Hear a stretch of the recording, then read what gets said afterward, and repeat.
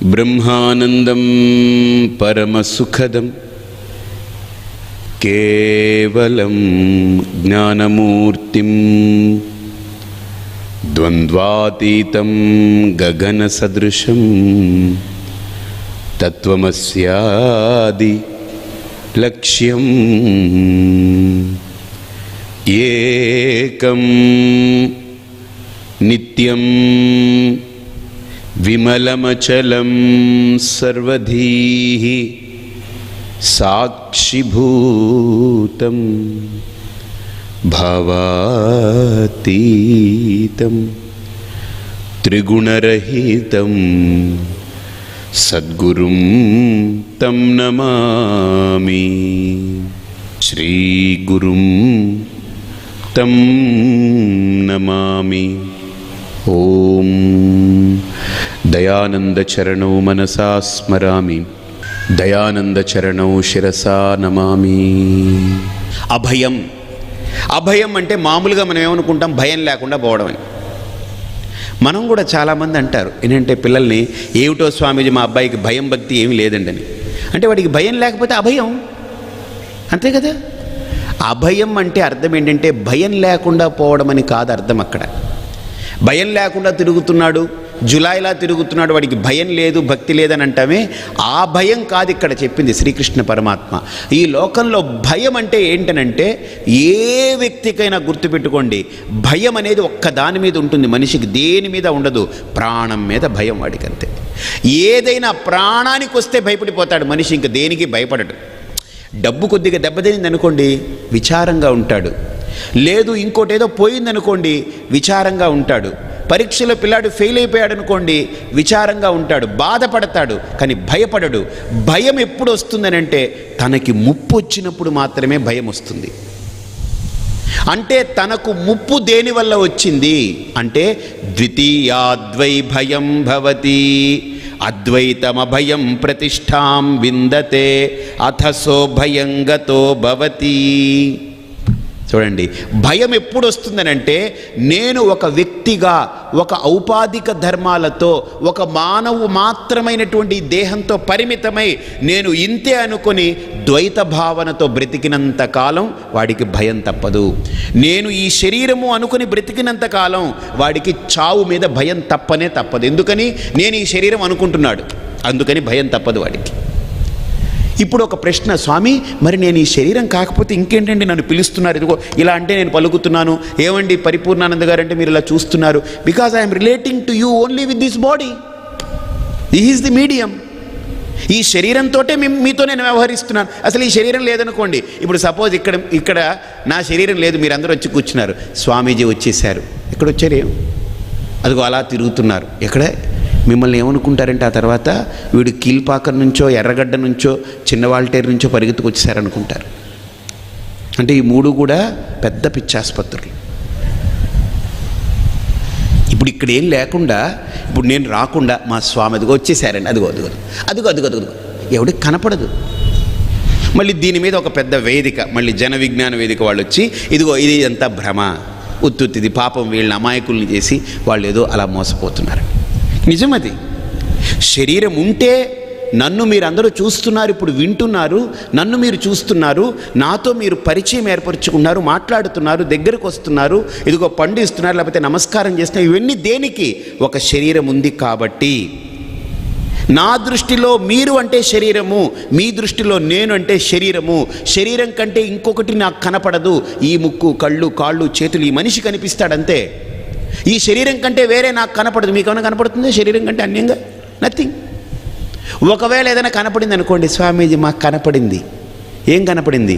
మీ వెనకాల ఏవో ఉన్నట్టుగా కనపడింది. అయ్యి బాబోయ్ ఇదేంటిది? అప్పుడు నేను బెంగెట్టుకోవాలి, ఇదేంటో వీడికి ఏదో కనపడుతున్నాయి నా వెనకాల ఏంటో. కాబట్టి శరీరమే కంటికి కనపడుతుంది, దాంతో మనం రిలేట్ అవుతాం. ఇప్పుడు శాస్త్రం అంటుంది నువ్వు శరీరం కాదంటుంది. ఇప్పుడు శరీరం కంటికి కనపడే శరీరం కరెక్టా, శాస్త్రం చెప్పే అశరీరం కరెక్టా? నేను శరీరం కాదనేది కరెక్టా? ఒకటే ప్రశ్న. ఆ ప్రశ్నకి ధీటైన సమాధానం మన శాస్త్రాలే చెప్పాలి. ఎందుకనంటే తల్లి గర్భంలో నువ్వు ప్రవేశించినప్పుడు తండ్రి ద్వారా ఏ శరీరాన్ని తీసుకుని వెళ్ళావు? ఈ కళ్ళు ముక్కు కాళ్ళు చేతులతో వెళ్ళావా తల్లి గర్భంలోకి? లేదే. వెళ్ళి 24 గంటలు నువ్వు పోరాడావు. ఒక ఆయన ఒక ఆవిడ ఇద్దరు వచ్చారు, స్వామి మాకు ఒక అబ్బాయి చచ్చిపోయాడండి, ఒక్కడే అబ్బాయి చచ్చిపోయాడు. నేను చాలా బాధపడ్డాను, అయ్యో వీళ్ళు ఏంటి ఒక్క కొడుకు చచ్చిపోయాడు, ఒక్కగానొక్క కొడుకని. కానీ నిజంగా చూడండి, నాకు తర్వాత ఆలోచించింది, చిచి వీళ్ళు మేల్కొల్పాలి, వీళ్ళు ఇంకా ఏడుస్తూ ఏడుస్తూ బ్రతుకుతున్నారు, 2 ఏళ్ళు అయింది, ఇంకా వాళ్ళలో ఆ పరిణితి కలగలేదని నేను వెంటనే అన్నాను, ఏమయ్యా నీకు ఒక్క కొడుకు చచ్చిపోయాడని బాధపడుతున్నావు కదా, వాడు ఎంతమందిని చంపాడో తెలుసా నీకన్నాను. మా అబ్బాయి చాలా మంచోడండి, ఏంటి ఎంతమందిని చంపడం ఏంటి? నీకు తెలీదు, 600 మిలియన్ల మంది వెళ్ళారు లోపలికి, దాంట్లో 500 మిలియన్ల 99,99,999 మందిని చంపితే కానీ వాడొక్కడక్కడ నిలబడలేదా తల్లి గర్భంలో? తల్లి గర్భంలో తండ్రి యొక్క ధాతువు ద్వారా 600 మిలియన్ల జీవకణాలు వెళ్తాయి లోపలికి. ఇప్పుడు మనం బయటకు వచ్చామనంటే గుర్తుపెట్టుకోండి, అంతమందిని చంపితే కానీ మనం అక్కడ స్థిరంగా ఉండలేం. కాబట్టి నేను ఎంత పెద్ద హంతకుడు నీ కొడుకు ఆలోచించావా? ఇప్పుడు నీకు కంటికి కనిపించే ఈ శరీరం పోయింది అనుకుంటున్నావే, అసలు వాళ్ళందరినీ చంపితే కానీ వాడు అక్కడ సురక్షితంగా ఉండలేకపోయాడు. మరి నీకు వాళ్ళ మీద ఎందుకు మమకారాలు కలగట్లేదు అంటే నీ కంటికి కనపడలేదు కాబట్టి నీకు సంబంధం లేదనుకుంటున్నావు పిచ్చివాడా. వాళ్ళందరూ నీ పిల్లలే, పోయారు. అంటే కంటికి కనిపిస్తే ఉన్నట్టు, కంటికి కనబడకపోతే లేనట్ట. ఇప్పుడు సపోజ్ నా గురించి మీకు ఎవరికి తెలియదండి, ఎవరో అన్నారు పరిపూర్ణానందండి చాలా ఇదిగా చెప్తాను, నేనే నమ్మనండి, ఆయన ఉన్నట్టు నాకేం తెలియదు, నేనే నమ్మనంటే, చూడకుండా పెట్టకుండా నేను నమ్మనంటే మూర్ఖత్వం అవుతుంది. కాబట్టి గుర్తుపెట్టుకోండి, నీ కొడుకు పోయాడంటున్నావే, వీడు ఈ శరీరాన్ని ధరించి భూమి మీద పడిన తర్వాత నా కొడుకు అంటున్నావు.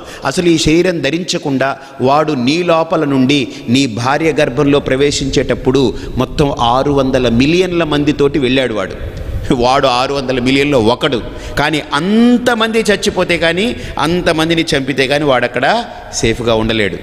24 గంటలు వాడక్కడ బ్రతికి నిలబడ్డానికి ఇంతమందిని లేపేయాలి. జఫా పెద్ద బిన్ లాడెన్ వాడు. అంతేకాదు, నిరంతరం మనం బ్రతుకుతున్నామంటే ఏ సైంటిస్ట్నైనా అడగండి, నిరంతరం మనం బ్రతకాలంటే కొన్ని లక్షల కోట్ల కణాలు చచ్చిపోతూ ఉండాలి, కొన్ని కొత్త కొత్త కణాలు పుడుతూ ఉండాలి. ఈ చచ్చిపోయే వాటి గురించి మనం ఎప్పుడు పట్టించుకోలేదు. ఇన్ని సెల్స్ చచ్చిపోతుంటాయి, ఇన్ని సెల్యులర్ ఆర్గానిజమ్స్ లోపల చచ్చిపోతున్నాయి, వాటి గురించి మనం ఎప్పుడు పట్టించుకోలేదు. ఒక్కడు చచ్చిపోతే పట్టించుకుంటావు నువ్వు. నీకు కనబడే ఒక్క రూపం పోతే ఇంత గందరగోళం చేస్తున్నావు. వీడు బ్రతకడానికి కొన్ని కోట్లు కోట్లు కోట్లు కోట్లు ఈ లోకంలో ఆహుతైపోయాయి. వాటి గురించి ఎప్పుడైనా ఆలోచించావా? లేదు. ఓహో, అయితే మరి ఏంటి స్వామి, ఈ శరీరం అనేది కాలాంతరంలో కలిగినటువంటి ఒక ఉపాధి మాత్రమే, ఇది నిలబడదు, పోతుంది. కాబట్టి జీవుడికి శరీరం సత్యం కాదు, అది ఒక ధారణ చేసుకునేటువంటి ఒక వస్త్రం, ఆచ్ఛాదన లాంటిదే. That's it. ఈ శరీరం ఒక ఆచ్ఛాదన చేసుకునేటువంటి ఒక బట్ట లాంటిది, అంతే, అంతకు మించి ఏమీ లేదు ఆ శరీరం అంటే. కాబట్టి ఇక్కడ ఎవడైతే నేను శరీరము అనుకుంటాడో ఆ శరీరము తానై ఉన్నప్పుడు, ఆ శరీరము తను అనుకున్నప్పుడు గుర్తుపెట్టుకోండి, ఒక్కటి ఆలోచించండి, శరీరం పట్ల వాడికి ఆ దేహ అభిమానం ఉన్నప్పుడు భయం వెంటాడుతూనే ఉంటుంది. ఎవడైతే నేను దేహం కాను అనుకుని దేహం కంటే విలక్షణమైన వాణ్ణి అని సాధన ప్రారంభిస్తాడో, సాధకుడవుతాడో, వాడు అభయాన్ని పొందుతాడు. గుర్తుపెట్టుకోండి. ఎందుకని? మరణం శరీరానికి, రోగం శరీరానికి, దుఃఖాలు శరీరానికి. ఎప్పుడైతే నేను ఈ బాడీ కాన్షియస్ నుంచి, బాడీ నుండి నా యొక్క కాన్షియస్ లెవెల్ని విత్డ్రా చేసుకున్నాను అని అంటే నాకు భయం లేదు. అందుకనే శ్రీకృష్ణ పరమాత్మ ముందు అభయం అనే శబ్దంతో ఫస్ట్ అటాక్ చేశారు అన్నమయ్య దేహాన్ని. ఆయన నువ్వు ఈ దేహం కాదు, పక్కకు పో అని. నువ్వు దేహము అనేటువంటి భావన నుండి పైకి ఎదగగలిగితే, దేహము అనే ఆలోచన నుండి నువ్వు కొద్దిగా పైకి ఎదగగలిగితే ఈ భయత్వం పోతుంది, నీలో భయం పోతుంది, అభయం అనే శక్తి కలుగుతుంది. ఇక రెండోది చూడండి, ఆయన ఏమంటున్నారంటే సత్వ సంశుద్ధి అన్నారు. ఆయన ఎంత గొప్ప మాట చెప్పారు చూడండి. సత్వ సంశుద్ధి అని అంటే, చాలామంది అభయం అంటే ఏంటంటే నీకు ఈ లోకంలో భయం ఉండదు, దీనివల్ల ఆ అభయం వేరు. అవన్నీ ఎందుకండి నాకు? అసలు భయం ఏంటంటే నాకు కలిగే ముప్పే నాకు భయం. ప్రధానమైన ముప్పు నా ప్రాణం పోవడమే, అంతకంటే నాకు వేరే భయంకరమైంది ఏది లేదు. గుర్తుపెట్టుకోండి. అబ్బా నేనేదో ఒక భయంకరమైన దృశ్యం చూశానండి అంటాడు. గుర్తుపెట్టుకోండి, ఒక భయంకరమైన దృశ్యం చూశానంటే అంటే దృశ్యము భయంకరంగా ఉంది, కానీ వీడికి ఎందుకు భయం కలిగిందని అంటే వీడు అందులో ఇన్వాల్వ్ అయిపోయి వీడు పోతాడేమో అనేటువంటి థ్రిల్కి వెళ్ళిపోయాడు అన్నమాట. ఆ టెన్షన్లోకి వెళ్ళిపోయాడు. అయ్య బాబాయ్ నేను చచ్చిపోయే స్థాయికి వెళ్ళిపోయాడు. ఇప్పుడు కొంతమంది దెయ్యం సినిమా చూస్తారు, హారర్ మూవీస్, అయ్య బాబాయ్ భయం అండి అంటారు. ఎందుకనంటే అది వీడిని ఎప్పుడైనా తినేస్తుందేమో అనేటువంటి వీడు ఇన్వాల్వ్ అయిపోతాడు అందులో. వీడి ప్రాణానికి ముప్పు ఉందనుకోనేటువంటి భావనలోకి వెళ్ళిపోయి వాడు భయాన్ని పొందుతుంటాడు అక్కడ. అంతే. కళ్ళ ఎదురుగుండా యాక్సిడెంట్ అయితే అయ్య బాబాయ్ భయపడిపోయి వీడు ఏదో టెన్షన్ అయిపోయి జ్వరం పట్టేస్తుంది వీడికి. ఎందువల్ల వచ్చింది అది అంటే దాన్ని తట్టుకోలేడు, వాడు పోయిన ఫీలింగ్ వచ్చేస్తుంది. ప్రతి ప్రారంభానికి ఒక అంతం ఉండాలి. ఏది ప్రారంభమైతే అది అంతమవ్వాలి, అది నియతి. అలాగని ఈ దేహం కూడా ప్రారంభమైంది 1/11/1972 డేట్ ఆఫ్ బర్త్ అని. దానికి మ్యానుఫ్యాక్చరింగ్ డేట్ ఉన్నప్పుడు ఎక్స్పైరీ డేట్ ఖచ్చితంగా ఉండాలి. ఆఫ్టర్ ఆల్ 10 పైసల ట్యాబ్లెట్కే మనం మ్యానుఫ్యాక్చరింగ్ డేట్ ఎక్స్పైరీ డేట్ చూస్తాం. ఇంత పెద్ద ట్యాబ్లెట్కి ఉండొద్దా? ఎక్స్పైరీ డేట్ ఉండాలి. ఎందుకనంటే ఈ దేహం నేను తెచ్చుకున్నాను, దీన్ని మళ్ళీ ఇచ్చుకోవాలి ఇక్కడ. అంతే. అంటే మాతృగర్భంలో తెచ్చుకున్నాను, భూగర్భంలోకి ఇచ్చుకోవాలి. 2 గర్భాలే. అంతే.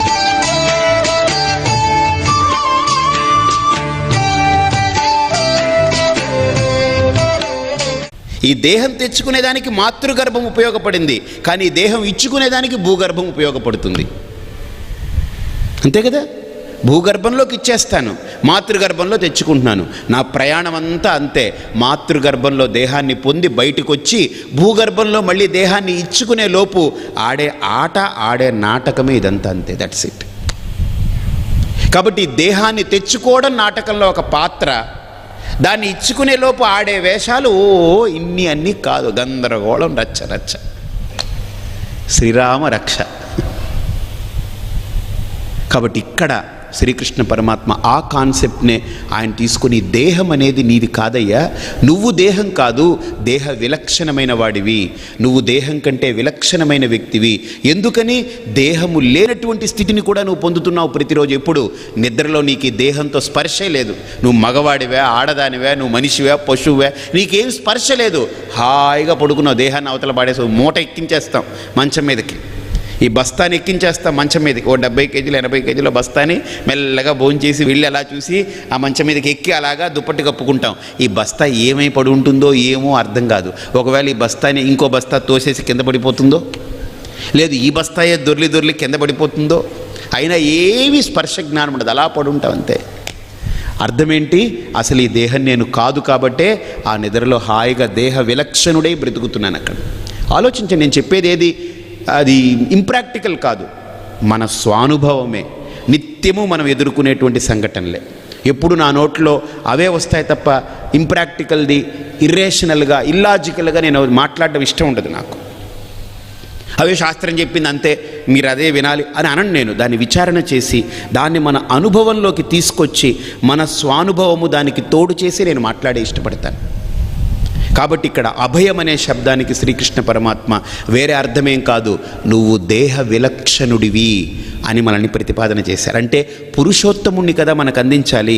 అందుకని దేహము నేను అనుకుంటే వాడు పురుషోత్తముడు కాలేడు, వాడు దేహదారి కూర్చుంటాడు. కాబట్టి పురుషోత్తమ ప్రాప్తికి దేహ విలక్షణుడిని చూపిస్తున్నాడు ఆయన. ఇక రెండవ కోణం సత్వ సంశుద్ధి. రెండో ఆస్పెక్ట్ చూడండి. అయ్యా ఇప్పుడు నువ్వు దేహ విలక్షణుడివి అయ్యావు, కానీ ఆలోచనలు చుట్టూ తిరుగుతూ ఉన్నాయి కదా నీ ఆలోచనలు. నువ్వు మనం కూర్చున్నాం అనుకోండి, ఈ శరీరాన్ని అంతా మనం గుర్తిస్తాం లోపల మనస్సుతోటి. ఇదిగో కాళ్ళు, చేతులు, మన ముక్కు, మన కళ్ళు, మన చెవులు, మన యొక్క జుట్టు, తర్వాత మన యొక్క ఆకృతులన్నీ, అవయవాలు అన్నింటినీ మనం ఇలా కళ్ళు మూసుకొని మన శరీరాన్ని మనమే గుర్తు తెచ్చుకోగలం. కాబట్టి అంటే అర్థం ఏంటి? నేను శరీరం కాకపోవచ్చు, కానీ నేను మనస్సునేమో. ఇక్కడ ఆయన అదే అంటారు, నేను మనస్సుని అని మానసిక భావాలతో కలబడిపోయి ఉన్నటువంటి నీవు మనస్సువి కావు, మనస్సు కంటే విలక్షణమైన వాడివి. అది ఎలా తెలుస్తుంది? సత్వ సంశుద్ధి జ్ఞానయోగ వ్యవస్థితి. నువ్వు మనస్సు కంటే విలక్షణుడివైతే, మనస్సుని అధిగమించగలిగితే ఆ జ్ఞానం అనే స్థితి నీకు కలుగుతుంది. ఆ జ్ఞానస్థితిని నువ్వు పొందగలవు. కాబట్టి మొట్టమొదటి లైను శ్రీకృష్ణ పరమాత్మ 16వ అధ్యాయం ఓపెనింగ్ సెంటెన్స్లో ఏదో మామూలుగా అభయం సత్వ సంశుద్ధి జ్ఞానయోగ వ్యవస్థితి అయిపోయింది. అభయం అంటే భయం లేకుండా ఉండడం, నిర్భయము కాదు. సత్వ సంశుద్ధి అంటే అంతఃకరణ శుద్ధి, దానికోసం ప్రయత్నం చేయండి. జ్ఞానయోగ వ్యవస్థితి అంటే జ్ఞానం గురించి ఎప్పుడూ కూడా ఆ జ్ఞాన మార్గాన్ని పొందే ప్రయత్నం చేసి దాంట్లోనే వ్యవస్థితి, దాంట్లోనే వెల్ అసర్టైన్డ్, వెల్ ఎస్టాబ్లిష్డ్ అవ్వాలి. ఇవన్నీ కాదు. ముందు అభయం అంటే ఏదైతే మనిషిని వెంటాడుతుందో భయం, ప్రాణభయం. దేహం ఉంది కాబట్టి నువ్వు అనుకుంటున్నావు నువ్వు దేహానికంటే విలక్షణుడివి. అయితే ఇప్పుడు మనకు ఒక భావన, అయితే నేను మనస్సేమో కాదు, మనస్సు కంటే విలక్షణుడివి. అయితే ఇప్పుడు మరి నేనేంటి, నేను ఏమిటనేటువంటి దాన్ని గుర్తించాలి అని అంటే జ్ఞానయోగ వ్యవస్థితి. నీకు జ్ఞానం కలగాలి. ఎవరి జ్ఞానం? దేనికి సంబంధించిన జ్ఞానం? నీకు సంబంధించిన జ్ఞానం. అంటే నా గురించి నేను తెలుసుకోవాలి అని అంటే ఇప్పుడు నేనేం చేయాలి? ప్రశ్న. ఆ జ్ఞానాన్ని నేను పొందాలంటే ఏం చేయాలి అంటే ఇక్కడ శ్రీకృష్ణ పరమాత్మ చాలా అద్భుతంగా నెక్స్ట్ లైన్ నుంచి కొన్ని క్వాలిఫికేషన్స్ చెప్తున్నారు. ఏమిటి ఆ క్వాలిఫికేషన్స్ అంటే, నీకు సంబంధించిన జ్ఞానం నీకుంది, కానీ అది నీకు అర్థం కాకుండా, నీకు అది కనపడనివ్వకుండా చాలా అంశాలు మూసేస్తున్నాయి. ఆ మూసేసే అంశాలన్నింటినీ కూడా ఆసురీకమైన భావాలు, తమోగుణ ప్రవృత్తి, రజోగుణ ప్రవృత్తితో నీ లోపలంతా కూడా మూసేసిపోయింది. అజ్ఞానేన ఆవృతం జ్ఞానం తేన ముహ్యంతి జంతవః. నీకు లోపల జ్ఞానం లేకపోలేదు. అందుకనే గుర్తుపెట్టుకోండి, ఏ గురువు జ్ఞానాన్ని కలిగించడు. ఏ శాస్త్రాల్లో అయినా వెతకండి, గురువు జ్ఞానాన్ని కలిగించడు, గురువు అజ్ఞానాన్ని తొలగిస్తాడు. That's it. జ్ఞానాన్ని ఎవ్వడూ కలిగించలేడు, గుర్తుపెట్టుకోండి. అజ్ఞానాన్ని తొలగిస్తాడు గురువు, అంతే. జ్ఞానాన్ని ఎవ్వడూ కలిగించడు. జ్ఞానం నిత్య ప్రకాశకం. అది కాకపోతే గురువు చేసే ప్రయత్నం ఏంటనంటే అజ్ఞానాన్ని తొలగించే మార్గంలో జ్ఞానంలో క్లారిటీ వస్తూ ఉంటుంది. అబ్బా, మాకు మా గురువుగారు జ్ఞానం ఇచ్చారండి, మాకు మా గురువుగారు జ్ఞానం కలిగించారని అంటారు. జ్ఞానం గురువు కలిగించడు. ఆ జ్ఞానాన్ని అడ్డుకునే అజ్ఞానపు పొరల్ని గురువు తొలగిస్తూ పోతుంటాడు. తొలగించే సాధనలు నేర్పుతూ వాడు తొలగించుకుంటూ పోయే కొద్దీ, కొద్ది కొద్దిగా పెరిగే కొద్దీ, కొద్ది కొద్దిగా ఎదిగే కొద్దీ వాడిలో క్లారిటీ వస్తుంది. ఎస్, నేను ఈ బాడీ కాదు, నేను దేహ విలక్షణమైన వాణ్ణి. ఈ ప్రాణం నేను కాను, ప్రాణ విలక్షణమైన వాణ్ణి. మనస్సు నేను కాను, మనస్సు కంటే విలక్షణమైన వాణ్ణి. నేను ఈ బుద్ధిని కాను, బుద్ధిని దాటినటువంటి వాణ్ణి. నేను శుద్ధ చైతన్యమైనటువంటి స్వరూపాన్ని అని తన యొక్క స్వస్వరూప అనుసంధాన అనుభవము, అపరోక్ష అనుభవము వాడికి కలుగుతూ ఉంటే దానికి కారణమేంటి? గురువు బోధించినటువంటి సాధనల ద్వారా అజ్ఞాన పొరల్ని ఒక్కొక్కటి తొలగించుకుంటూ పోతాడు. కాబట్టి ఇక్కడ శ్రీకృష్ణ పరమాత్మ 2వ లైన్ నుంచి మనకిచ్చేటువంటి లక్షణాలన్నీ కూడా అజ్ఞానపు పొరల్ని తొలగించడమే. గుర్తుపెట్టుకోండి. కాబట్టి మనం అనుకున్నాం 26 లక్షణాలు ఇక్కడ శ్రీకృష్ణ పరమాత్మ నేర్పుతున్నాడని. అందులో పైది 3 తీసేయండి, 23 లక్షణాలు ఆయన నేర్పుతున్నాడు మనకు.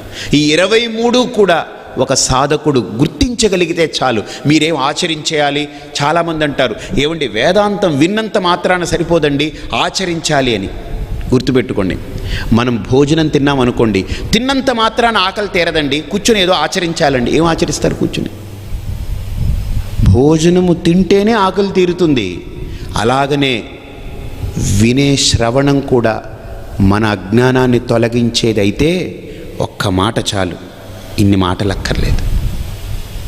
కాబట్టి మనలో జ్ఞానము కలగడానికి మనం ఏమీ చేయడం కాదు. ఏ శ్రవణమైతే మన అజ్ఞానాన్ని తొలగించి మన వాస్తవ స్థితిని దర్శింపజేస్తుందో అది జ్ఞానం, అదే శ్రవణం. కాబట్టి విని ఏదో ఆచరించాలి. ఆచరించేది దేని గురించి అనుకుంటున్నారు? జ్ఞానానికి ఏం ఆచరణ అక్కర్లేదు, జ్ఞానాన్ని గుర్తిస్తూ పోవడమే ఆచరణ. ఎక్కడ అనంటే మానసిక స్థితి, శారీరక స్థితి, ఈ స్థాయిల్లో ఆచరణ కావాలి. అంటే నాలో వ్యక్తిత్వాన్ని పెంచుకునేదానికి ఆచరణ కావాలి, నాలో మానసిక పరిపక్వతకు ఆచరణ కావాలి, అంతరంగ శుద్ధికి ఆచరణ కావాలి. జ్ఞానానికి ఏమీ ఆచరణ అక్కర్లేదు. ఇది చేస్తూ జ్ఞానాన్ని గుర్తిస్తూ పోవడమే, ఆ శ్రవణమే జ్ఞానానికి మార్గం, రెండోది ఏం కాదు. కాబట్టి ఇక్కడ కూడా శ్రద్ధగా వినండి. ఇక రెండో లైన్ నుంచి శ్రీకృష్ణ పరమాత్మ ఏ ఏ క్వాలిఫికేషన్స్ మనకు ఉండాలో, ఏవేవి మనం ఆచరించాలో ఆచరించే అంశాలన్నీ ఆయన చెప్తున్నారు. దాంట్లో మొట్టమొదటిది దానం. మొట్టమొదటి గుణం ఇది చాలా ప్రధానమైన అంశం. మనిషి చావనైనా చస్తాడు కానీ పిల్లికి బిచ్చం పెట్టడండి వీడు అంటారు చాలామంది. ఇది ఒక జిడ్డు బతుకది. కానీ ఒక ఆయనకి పేరుంది జిడ్డు కృష్ణమూర్తి అని. తెలుసా, విన్నారా? గొప్ప మహా ఫిలాంథ్రఫిస్ట్ ఆయన.